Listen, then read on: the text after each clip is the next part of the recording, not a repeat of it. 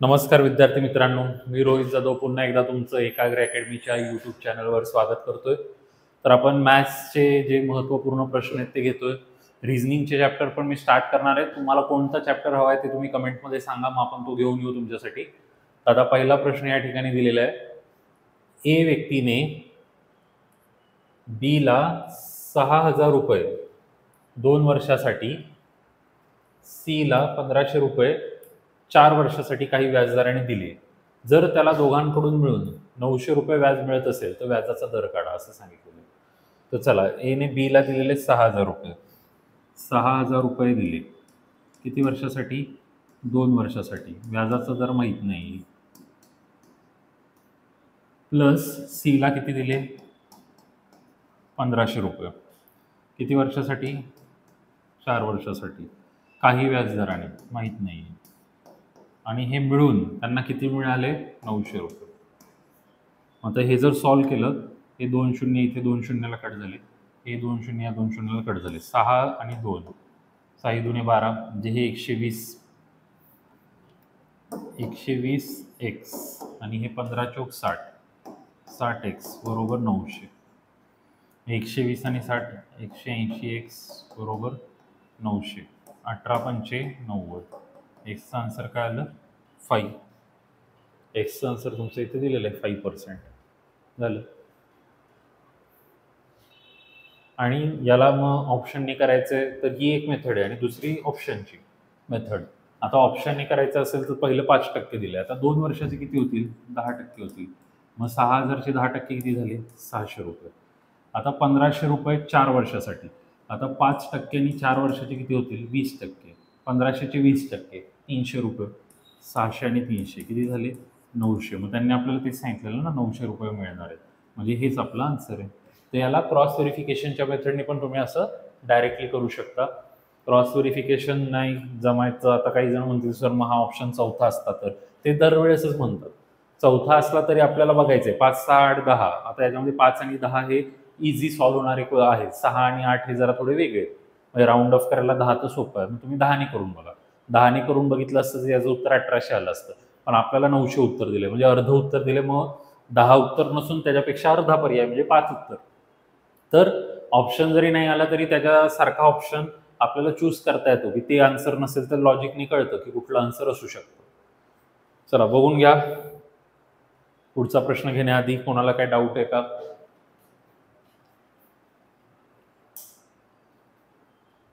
चला next question घेऊयात आता. एक व्यक्ती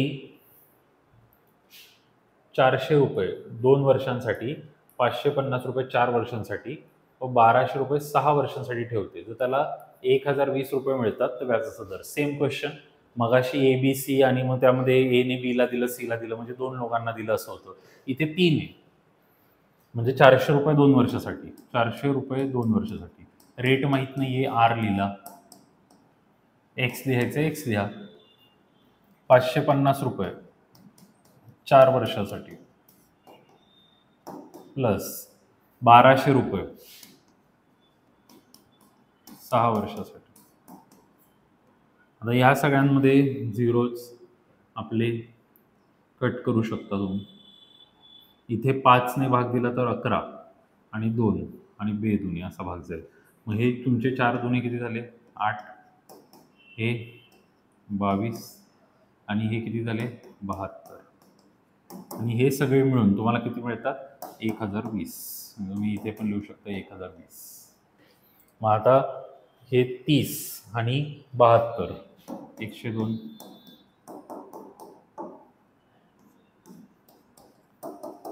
रेट ऑफ इंटरेस्ट 10%.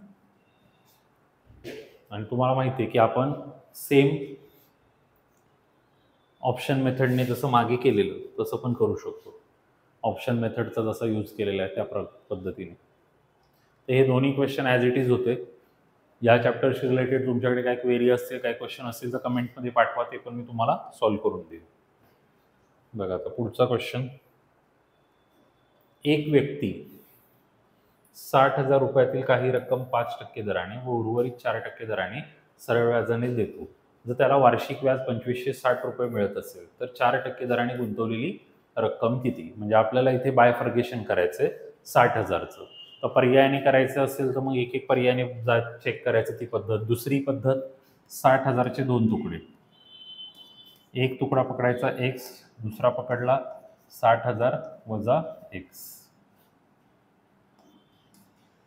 ओके, हे झाले 2 तुकडे. आता काय म्हटले, काही रक्कम 5% आणि उर्वरित रक्कम 4%. आणि आपल्याला काढायची कुठली 4%ची. मग आपण काय करू, एक्सला 4% मानू. तर मग ह्याला मानू 4% दर आणि याला मानू 5% दर. आता हे झाल्यावर त्याला वार्षिक व्याज किती मिळतं? 2560. म्हणजे ह्या दोघांची बेरीज केल्यावर त्याला 2560 मिळतं.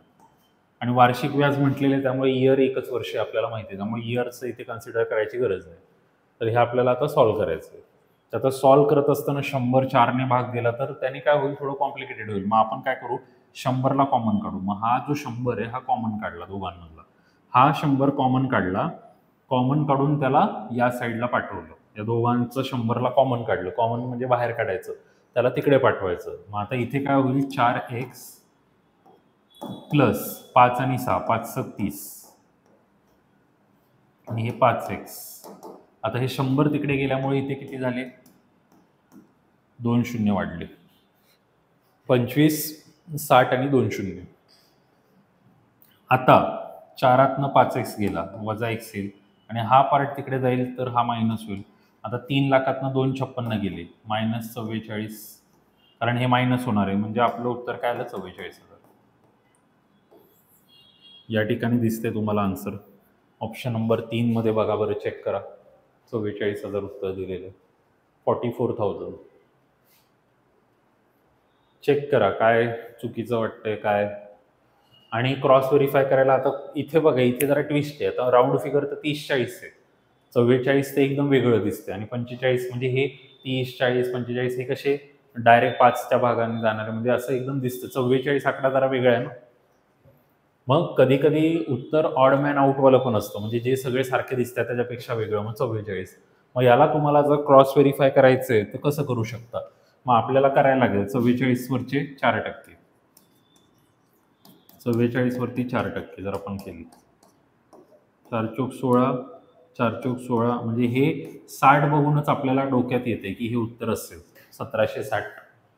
आता दुसरं बघा, 44 गेल्यावरती 60 मधनं किती राहील, 16. मग 16चे 5%, शून्य गेले शून्य गेले, 16 पंचे 80. मग आता हे 800 आणि 800 आणि मग हे मिळून तुमचे काय होईल, 2560 होईल. झालं हे 2560. तर ही क्रॉस व्हेरिफिकेशन मेथड आहे. पण तेच आहे की परीक्षेमध्ये तुम्हाला पहिले 2 ऑप्शन चेक करून मग जायचंय, मग तिसऱ्या ऑप्शनमध्ये ते मॅच होईल. आता इथे डोकं काय होतं, तेच आहे की इथे हा जो 6 आहे म्हणजे हे राऊंड फिगर नाही आहे, तर ते जरा डोक्यात घेऊन करायला पाहिजे होतं. म्हणजे आता मी 4ने याला जर गुणलं तर 1200 येईल, 4 त्रिक 12, 4 चोक 16, पण हे येतंय 1760. म्हणजे ह्या 60 मध्ये मग लगेच हिंट लागली पाहिजे की हे आन्सर असेल. मग हे आपल्याला परीक्षेमध्ये लगेच डोक्यात येत नाही का, कारण आपली तशी प्रॅक्टिस नाही, आपण त्या वेने कधी विचार केला नाहीये. आपण काय विचार करतो, गणित दिसलं चला घ्या सॉल्व्ह करायला. मग आपल्या त्या वेच्या विचारामुळे मग ह्या गोष्टी होतात. चला आता पुढे बघायचंय तर बघून घ्या मागचं, परत असं नको व्हायला काही गडबड झाली, बघून घ्या. क्रॉस व्हेरिफिकेशन सांगितलं, हिंट सांगितली कसं करायचं. बघा आता 6,000 रुपयांचे विशिष्ट दराने 4 वर्षात 7,200 रुपये होतात. जर व्याजाचा दर 1.5 पट असेल तर 5 वर्षात 6,000 रुपयाचे किती होतील. एकदम मस्त इंटरेस्टिंग क्वेश्चन. गट ब साठी तर खूप भारी आहे हा क्वेश्चन. गट ब च्या मुख्यमध्ये वगैरे पण येऊ शकतो. 6,000 रुपयाचे विशिष्ट दराने 4 वर्षात. आता बघा 6,000चे 7,200 झाले म्हणजे किती रुपये वाढले, 1,200 रुपये. 1,200 रुपये वाढायला काय लागलं, 4 वर्ष लागली. 4 वर्षात 1,200 रुपये वाढले. 4 वर्षात जर 1,200 रुपये वाढत आहेत तर एका वर्षात किती वाढत आहेत, 300. एका वर्षात किती वाढले, 300. आता 300 रुपये कशावरती मिळाले तुम्हाला, 6,000 वर. मग मला 6,000 वर 300 रुपये मिळत आहेत, तर 100 वर किती, शून्य गेला शून्य गेला शून्य गेला शून्य गेला, 6 पंचे 30. म्हणजे इथून मला कळलं व्याजाचा दर किती आहे, पहिला पार्ट हा झाला, म्हणजे मला व्याजाचा दर कळला 5%. आता ते काय म्हणतायत की व्याजाचा जर जर दीडपट असेल मग 5चं दीडपट 7.5 7.5. मग आता म्हणतात की 6,000 रुपयाचे किती होतील. मग तुम्हाला जर फॉर्म्युला वाईज करायचं तर तुम्ही फॉर्म्युला वाईज करू शकता. जसं की 6,000 रुपये दर आहे 7.5 आणि किती वर्षासाठी, 5 वर्षासाठी किती होतील असं सांगितलेलं आहे. मग आता इथे मी 0 कट केला, 0 कट केला, या शून्यामुळे हा पॉईंट कट झाला. मग 6 पंचे किती झाले तुमचे 30 आणि इथे झाले 75. मग हा एक शून्य खाली येईल, 3 पाची 15, 3 7 21 आणि 1 22, 2250. मग काही जण म्हणते सर उत्तरच नाही. आपल्याला 6चे किती होतील असं म्हटले तर हे तुम्हाला मिळणारे सरळ व्याज. पण तुम्ही 6,000 रुपये तुमचे स्वतःचे लावलेत ना, मग हे किती झाले 8250, 8,250 हे तुम्हाला मिळाले 8,250. 8,250. मग याच्या व्यतिरिक्त काही मेथड होती का माझ्याकडे. तर हे जर मला असं नसेल करायचं तर माझ्याकडे वेगवेगळ्या टेक्निक पण आहेत, पण त्यासाठी डोकं लावलं पाहिजे. आता कसं डोकं लावलं पाहिजे बघा, की 6,000चे म्हणजे 7,200 झाले. जर व्याजाचं जर दीडपट असेल तर 5 वर्षात किती होईल. आता 7,200 झाले बरोबर, 1,200 रुपये वाढले. मग जर दीडपट असेल तर दीडपट झाले असते ना हे 1,200 रुपये. मग हे जर मी सॉल्व्ह केलं, एक शून्य ते इथे गेला, मग ह्याचं उत्तर किती येईल 1,800. मला 1,800 रुपये मिळाले असते. मला किती मिळालेले असते 1,800 रुपये मिळाले असते. आता हे 1,800 मला कधी मिळाले असते 4 वर्षात. आता मला समजा 4 वर्षात 1,800 मिळाले असते, तर एका वर्षात किती 4 चोक 16, 4 पंचे 20, 450 रुपये. मग मला अजून 450 रुपये 5व्या वर्षी मिळतील. म्हणजेच 1,800 मध्ये 450, 0,521 किती आले, किती आलं उत्तर 2,250. 6 मध्ये 2,250 मिळाले, उत्तर 8,250. ना व्याजाचा दर काढला, ना दीडपट केलं, काही नाही केलं, डायरेक्ट एवढ्या स्टेपमध्ये उत्तर काढलंय बघा. इथे लिहिलेली आहे स्टेप. आपल्याला कन्सेप्टवरती कमांड असेल, आपल्या डोक्यात सगळ्या कन्सेप्ट प्रॉपर बसलेल्या असतील ना, काही फॉर्म्युल्याची गरजच लागत नाही. SI बरोबर PNR, मुद्दल मुदत दर, काही नाही, काही फॉर्म्युला न वापरता डायरेक्ट आन्सर येते. बघा तुम्ही, एकदम सिंपल. माझ्याकडे अजून पण मेथड आहे, मी दाखवले तर परत मग काही जण घाबरायचे नाही. तर बघा इकडे, आता व्याजाचा दर मला कळला, कळला 7.5. आता 7.5 जर मी 5 वर्ष घेतलं, 5 5 25, 5 7 35, किती आलं 37.5. मग मला काय करायचंय, 6,000चे 137.5 काढायचे. हे गेले 2 शून्य, 1 शून्याने हा पॉईंट घालवला. मग हे 6 पंचे 30, 6 सतम 42, 43 44 45, साइन 3 18 4 22, 6 1 6 2 8, 8,250. हे झालं माझं उत्तर 8250. 8,250. 8,250. Clear cut. 8250. बघा काय आहे काय याच्यामध्ये. 8,250, 8,250, कुठेही मेथड वापरा तेच उत्तर येणार. 137 का घेतलं मी, कारण नुसते 37.5 काढले असते तर हे आलं असतं 2,250. पण आपल्याला 6,000च्या मध्ये टाकून मी पूर्णच काढून दिलं उत्तर. चला नेक्स्ट बघूयात आता. AB अनुक्रमे 3,000 आणि 3,200 रुपये 2.5 वर्षांसाठी व्याजाने घेतात. जर Bला A पेक्षा 40 रुपये जास्त भरावे लागतात तर व्याजाचा दर काढा. बघा बरं, येते का प्रश्न तुम्हाला कोणाला.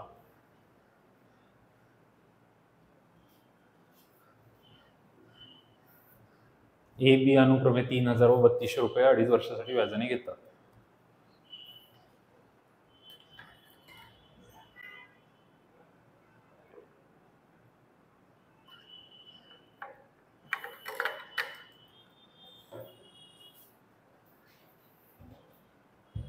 आता याला पण मी शॉर्टकटने दाखवलो. बघा कितीचा फरक आहे, 200चा. 200 वर किती रुपये 40 रुपये. मग 100 वर किती, 100 1 100, 100 दुनी किती आले 20%. आता मुलं म्हणतील जर इथं तर कुठं दिलं ना 20%, हे 20% 2.5 वर्षामध्ये मिळत आहेत ना, 2.5 वर्षात. मग 20% 2.5 वर्षात, 20% 2.5 वर्षात, तर एका वर्षात किती हे करायचं. 25 8 200 डायरेक्ट भाग लागतो. काय आलं व्याजाचा दर 8%. म्हणजे पहिल्या वर्षी व्याज असेल 8, दुसऱ्या वर्षी 8 आणि तिसऱ्या वर्षी अर्ध वर्ष म्हणजे 4, 20 झाले. 8, 8, 16 आणि 4, 20. बघा तुम्ही वरती पण तसंच दिलेलं आहे. 3,000, 3,000, 200, 200चा गॅप. नाही तर मग हाय आपली मेथड आवडती, मुद्दल गुणिले मुदत गुणिले दर. काय नाही फायदा, उगाच वेळ वाया जाणार आणि मग परत तेच राडगाणं, सर परीक्षेत वेळ नाही पुरत. तुम्हाला परीक्षेत वेळ पुरवायचा आहे तर मग अशा मेथड घ्या ज्या इफेक्टिव्ह आहेत, ज्यामध्ये तुमचा वेळ न जाता डायरेक्ट आन्सर येते. आता पर्यायाने करायला कोणी गेलं तर त्याला पण वेळ लागेलच, 5, 6, 7, 8, कारण वेगवेगळे पर्याय दिलेले आहेत. असं पण नाही की राऊंड फिगर आहे मग 5 करू का, कारण याच्यामध्ये पर्यायामध्ये गॅप पण एकदम कमी आहे, एक एकचाच गॅप आहे. तर अशा क्वेश्चन्सला ह्या अशा मेथड पाहिजेत इफिशियंट, की लगेच आन्सर येईल. 1750चे 2 भाग करून, आता 2 भागचं गणित आत्ता एक झालेलं आहे तसंच 1750चे 2 भाग करून एका भागावर 8% व्याज, दुसऱ्यावर 6% व्याज. 1750चे 2 भाग करू, एकाला x घ्या, एकाला 1750 वजा x घ्या. 2 भाग करा, एकावर 8% आणि दुसऱ्या भागावर 6%.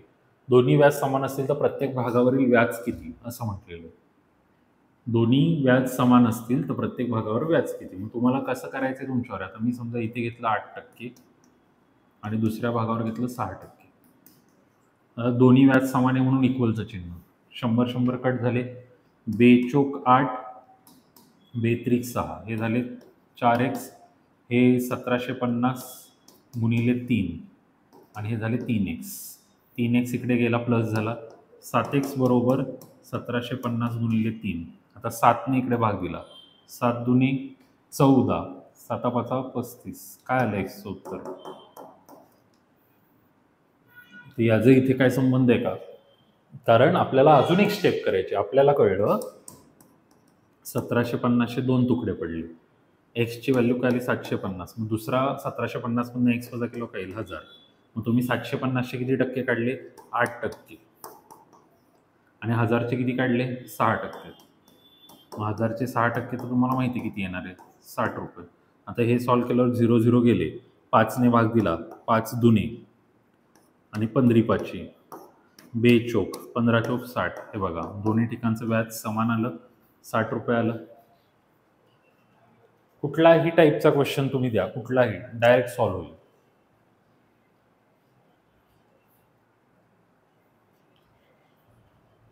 काय याच्यामध्ये काही प्रॉब्लेमच नाही. कितीही अवघड असतील गणित, काही असतील तरी आपण आरामात करू शकतो. बघा ए ने 800 रुपये 12% दराने, बी ने 910 रुपये 10% दराने सरळ व्याजावर घेतले, तर किती वर्षांनी त्यांचे कर्ज समान होईल. हा इंटरेस्टिंग क्वेश्चन. कर्ज समान होईल, कर्ज शब्द इंग्लिशमध्ये दिलाय डेप्थ. या प्रश्नामध्ये खूप मजा आली. हा प्रश्न मला खूप आता मोजले नाहीत मी, एवढ्या विद्यार्थ्यांनी पाठवला की सर ह्याचं कळतच नाही कसं करायचं. आणि त्या मुलांनी प्रत्येकाने एकच चूक केली. ते काय करत होते, व्याज समान होईल घेत होते. इथे व्याज नाही म्हटले, इथे शब्द आहे कर्ज. एने काय केलं 800 रुपये घेतले, किती 12% दराने x वर्षासाठी, बरोबर. बघा आता बीने घेतले 910 रुपये 10% दराने, किती वर्षासाठी x वर्षासाठी. तर मुलं काय म्हणतात कर्ज समान होईल, तर इथे ते काय करतात इक्वलचं चिन्ह टाकतात. तिथे चुकले ते. कर्ज समान होईल म्हणजे काय की तुम्ही घेतलेली रक्कम प्लस व्याज. मग इथे ना ही स्टेप राहिली 800 प्लस, कारण हा 800 आहे प्रिन्सिपल आणि हा आहे तुमचा SI. हा SI आणि हा प्रिन्सिपल किती आहे 910. हे सेम झालं पाहिजे, 800 प्लस दिस आणि 910 प्लस दिस. तर हे मुलांना कळत नव्हतं तिथे. मग आता याचं कसं करायचं, तर आता जर शून्य जात आहेत तर शून्य घालवलेले चांगले. हे 2 शून्य इथे कट झाले, हा 1 शून्य आणि हा 1 शून्य इथे कट झाला. मग याला जर सॉल्व्ह केलं मी तर हे 800 प्लस 12 96x, हे 91x, कारण सगळं तर कट झाले, आणि इथे 910. मग हा 800 इकडे मायनसला घेऊन टाका, हा 91 इकडे आणा, 96 मधनं 91 गेले 5x, आणि 800 आणि 910चा जर हिशोब दिला 110. 5ने कट मारला, 5 दुने 10, 5 दुने 10. एक्सचं उत्तर काय आलं 22. याला आन्सर 22. खूप इंटरेस्टिंग आणि इम्पॉर्टंट क्वेश्चन. या क्वेश्चनला परीक्षेमध्ये खूप मुलांना नाही जमत. गटकच्या मेन्सला वगैरे आरामात येईल, गडबला पण येऊ शकतो. राज्यसेवेला पण हा प्रश्न टाकण्यासारखा आहे, कारण कर्ज शब्दाचा अर्थच नाही समजला तर पुढे काय करताच येत नाही मुलांना. बघा, क्लिअर आहे सगळं? काय डाऊट असेल तर मला सांगा. चला, तुमचा रिस्पॉन्स काय एवढा बनावा तसा येत नाही तरी मी सिरीज चालू ठेवली. मित्रांनो, रिस्पॉन्स द्यायला काय प्रॉब्लेम आहे तुम्हाला मला सांगा. 1550 रुपयातील काही भाग 5% दराने, परत तेच काही 8% दराने 3 वर्षासाठी सरळ व्याजाने दिला. एकूण 300 रुपये व्याज मिळते. तर व्याजाने दिलेल्या रकमेचे गुणोत्तर काढा म्हणतात. ते रकमेचे गुणोत्तर आपल्याला काढायला सांगितलेले 1550. आता जरा इथे डोकं लावलं ना तर हे गणित राज्यसेवे लेवलचे, पण डोकं लावलं ना तर लगेच 2.5 मार्क मिळेल. आता जरा नीट बघा, 5 आणि 8 ची टोटल आहे 13, म्हणजे 13 भाग. 8 5 परत 13. आता इथे म्हटलेले काही भाग 5% दराने आणि काही भाग 8% दराने 3 वर्षासाठी दिला. 31 आणि 6 ची टोटल केली तर 37 येते आणि यांची टोटल येते 31. आता जर वरचा नंबर बघितला तर तो कशाच्या पाड्यामध्ये जातोय? 5च्या पाड्यामध्ये. तर 5ने जर मी 1550ला भाग लावला, 5 त्रिक 15, 31, हे उत्तर कन्फर्म आहे. या अशा टेक्निक कोण नाही सांगणार तुम्हाला, डायरेक्ट लिहून देतील सगळे. हे बघा किती इझिली तुम्हाला करून दाखवलेलं आहे. मग आता याला पूर्ण सॉल्व करायचं तर कसं? परत तीच स्टोरी. 1550चे 2 भाग, एक भाग एक्स, एक भाग 1550 वजा एक्स. मग एकाच्यावर 5%, मग याच्यावर दिला 5% दर, प्लस याच्यावर किती दिला? 8% दर, आणि दराने 3 वर्षासाठी सरळ व्याजाने दिलेले. हे पण महत्वाचे, 3 घ्यायचं आहे. इथे गुणिले 3 येईल, इथे गुणिले 3 येईल. 1550 मधला काही भाग 5% दराने तर काही 8% दराने 3 वर्षासाठी, आणि एकूण सरळ व्याजाने दिले असते एकूण 300 रुपये व्याज मिळते. एकूण किती मिळते? 300. तर व्याजाचे गुणोत्तर तुम्हाला काढायचं. आता मग हे करत असताना 100 तोच प्लॅन. हा 100 कॉमनच घ्या. 100ला कॉमन घ्यायचं आणि इकडं पाठवून द्यायचं. मग इथे येईल 15x 1550 गुणिले 24, आणि इथे काय झाले? 24x, आणि हे झाले 1 2 1 2, अजून 0 वाढले. 15तनं 24 गेल्यावर ते निगेटिव्हच जाणार आहे. म्हणजे 24 मधनं 15 जातात त्याच पद्धतीने, म्हणजे किती येतील? -9x. आणि इथे आपला 30,000 आहे. आता हे जर गुणिले केलं तर हे झालं 0, 24 5 20, 132, 24 1 24, 10 34, 37. मग काय आपलं येणार? 7,200, पण वजामध्ये. मग हे भाग दिलं तर 9/8चा भाग जाईल. मग आता आपल्याला एक भाग मिळाला. मग आपण जर बघितलं 1550 मधला एक भाग जर आपण 800 घेतला तर दुसरा भाग किती जाईल? 750. आता हे 0 0 गेले. 5ने भाग दिला, 15 5 75 आणि 16 85. काय उत्तर आलं? 16 15. बघा किती वेळ गेला वाया याच्यामध्ये. आणि आता माझं कॅल्क्युलेशन फास्ट आहे, कारण मी रोज शिकवतो, त्यामुळे मी पटापट कॅल्क्युलेशन केलं. एक्झाममध्ये हेच गणित तुम्हाला करायला सांगितलं असतं तर तुम्हाला वेळ लागला असता, कारण तुमचं कॅल्क्युलेशन त्या लेवलचं नाही आहे. तुमचं कॅल्क्युलेशन अजून स्लो आहे. बघा, समजतंय? ते हे सगळे एकदम महत्त्वपूर्ण गट ब क राज्यसेवेची सगळी गणितं मी तुमच्याकडनं करून घेतोय. फक्त तुमचा रिस्पॉन्स चांगला असू द्या. चॅप्टरच्या कन्सेप्ट पण शिकवायला तयार आहे मी. डायरेक्ट गणित नसेल कळत तर कन्सेप्ट पण शिकवेल. तर तेवढं तुम्ही पाठिंबा देणं गरजेचं आहे. मला वाटतं आजच्या सेशनमध्ये एवढंच. पाठिंबा द्यायचा आहे म्हणजे काय करायचं आहे? तुम्हाला फक्त शेअर करायचं आहे तुमच्या मित्रांपर्यंत, आणि अवघडातली अवघड गणितं जी येत नाही ती पाठवा आपल्याला. तुम्हाला इथे नंबर दिसतोय, तुम्हाला व्हॉट्सअपवर पाठवायचं, व्हॉट्सअपवर पाठवा. तुमचं गणित मी इथे इन्क्लूड करतो, पीपीटीमध्ये तुम्हाला सगळं सॉल्व्ह करून सांगतो. चला, मग आजच्यासाठी एवढंच. धन्यवाद सगळ्यांना. भेटूयात नेक्स्ट लेक्चरमध्ये.